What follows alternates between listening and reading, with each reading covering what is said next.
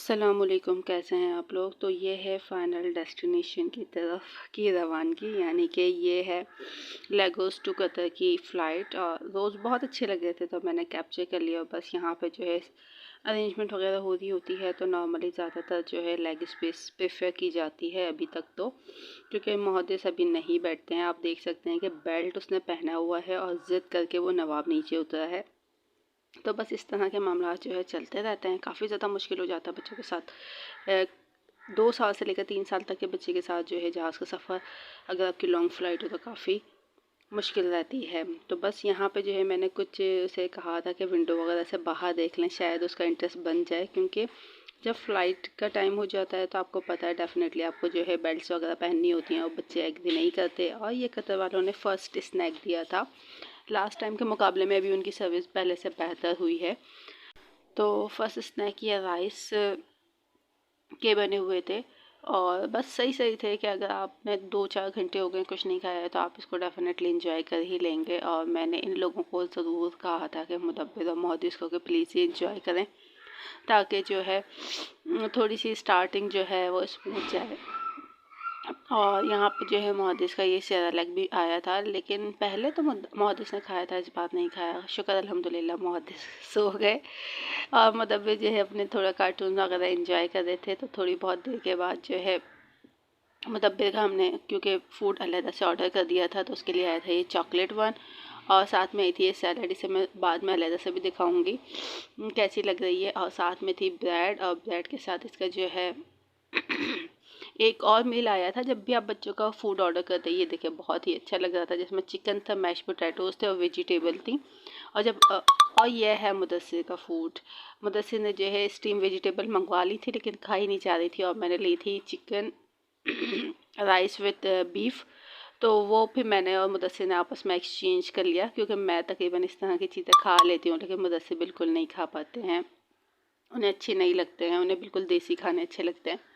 तो बस यहाँ इनकी सुबह हो गई थी, और दूसरी तरफ मुदब्बिर साहब को नींद आ चुकी थी। तो मुहद्दिस इस टाइम पे एंजॉय कर रहा था ये माइलो का ड्रिंक। तो मैंने लाइट ऑन की थी तो उसकी आइस में हो रहा था। खैर ये सेकंड स्नैक है जो उसके साथ ही आया था। जब भी आप बच्चों का एक्स्ट्रा मील ऑर्डर करते हैं तो उसके साथ ही स्पेशल मील आता है, जिसके अंदर जो है रैप था, एप्पल थे, एप्पल स्लाइस होके इतने अच्छे से पैक हुए हुए थे, माशाल्लाह माशाल्लाह। मुझे ये बहुत अच्छा लगा कि हेल्दी फ्रूट आया है और बिल्कुल फ्रेश है। ये चीज़ मुझे बहुत अच्छी लगी कतर के अंदर।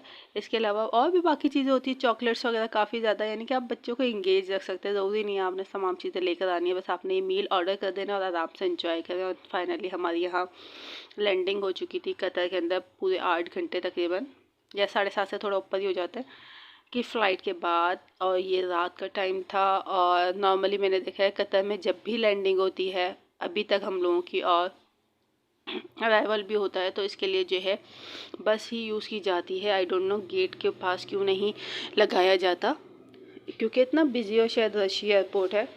खैर मैंने सोचा चलें ये वाला एरिया जो है सारा कवर किया जाए, आपको दिखाया जाए। और मुदब्बिर को लग भी रहा था कि मामा यहाँ तो सारी जो है रात ही हो रही है, क्योंकि आई थिंक हमारी फ़्लाइट की लैंडिंग 3 बजे थी। तो कुछ इस तरह से थी कि रात को 3 बजे हमने लैंड किया था। और बच्चे की जो ट्रैवलिंग के अंदर जो बच्चे सफ़र होता है वो काफ़ी थक जाते हैं, लेकिन एयरपोर्ट के ऊपर आपको बिल्कुल महसूस नहीं होता, क्योंकि टर्मिनल के ऊपर आप बिल्कुल फ्रेश फील कर रहे होते हो। तो ये टर्मिनल है, और जहाँ पर सबसे ज़्यादा मुश्किल मरहला है अपनी चेकिंग करवाना और फिर बच्चों को भी देखना।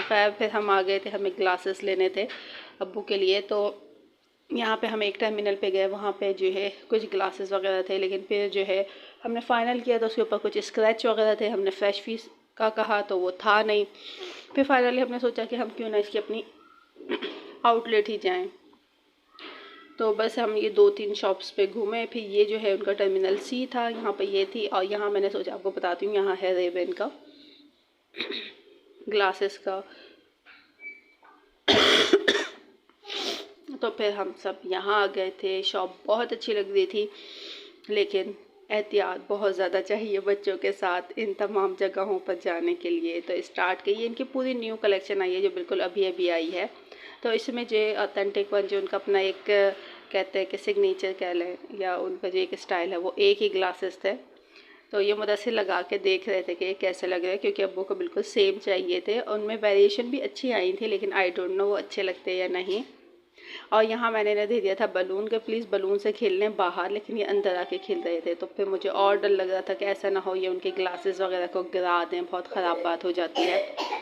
तो that is the hard time कि आपको बच्चों को कंट्रोल भी करना है और शॉपिंग भी करनी है। तो ये देखें, मैंने नवाब से कहा चले बाहर आ जाएं, लेकिन बच्चे नहीं कर सकते ऐसा। थोड़ी देर में बाहर आते हैं ये देखें, और कभी थोड़ी देर में अंदर चले जाते हैं। बाहर आने के बाद भी उनका ध्यान रखना होता है, क्योंकि बच्चे तो सिर्फ दौड़ते भागते रहते हैं।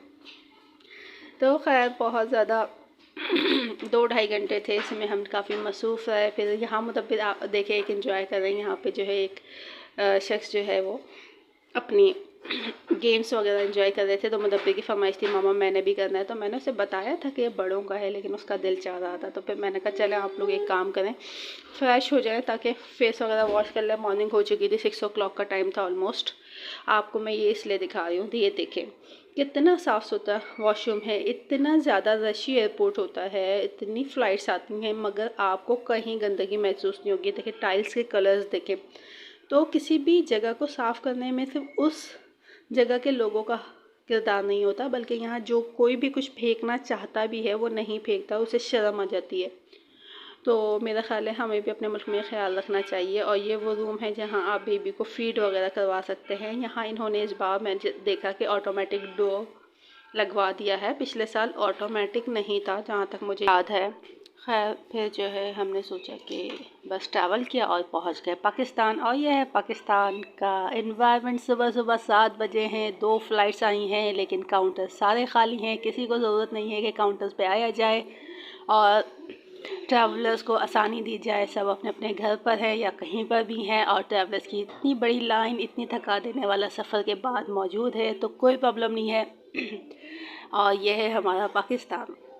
यहाँ हम अपनी ड्यूटीज़ को बिल्कुल महसूस नहीं करते हैं। खैर हमारे पाकिस्तान में रहने वाले लोग इस बात को मानते भी नहीं हैं। आप ये तो कह सकते हैं कि इन्होंने बुरा कह दिया हमारे मुल्क को, लेकिन वो ये नहीं मानेंगे कि हमें अपनी ड्यूटीज़ को अंजाम देना है ताकि हमारे मुल्क का वक़ार अच्छा हो सके। हमें अपनी ड्यूटीज़ निभानी है। खैर ये तो चलता रहता है, और मैंने बस फिर मॉर्निंग का बाहर का पाकिस्तान का बनाया, और ये याद हो जा रहता है। जब आप बाद में वीडियोस वगैरह देखें तो अच्छा लगता है। बच्चे सुबह सुबह स्कूल जा रहे हैं, 7 साढ़े 7 तक का टाइम है, और बस फाइनली हम पहुंच गए थे अपने घर। तो यहाँ भी एक गवर्नमेंट स्कूल है, तो बच्चे वहाँ भी स्कूल वगैरह जा रहे हैं। चले आपसे फिर मिलेंगे किसी अगली वीडियो में। टिल देन बाय, अल्लाह हाफ़िज़।